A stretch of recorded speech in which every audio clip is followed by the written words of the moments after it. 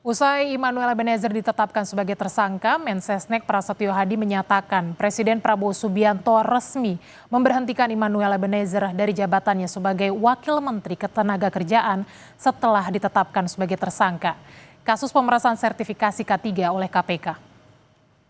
Presiden telah menandatangani keputusan Presiden tentang pemberhentian Saudara Immanuel Ebenezer dari jabatannya sebagai Wakil Menteri Tenaga Kerja. Selanjutnya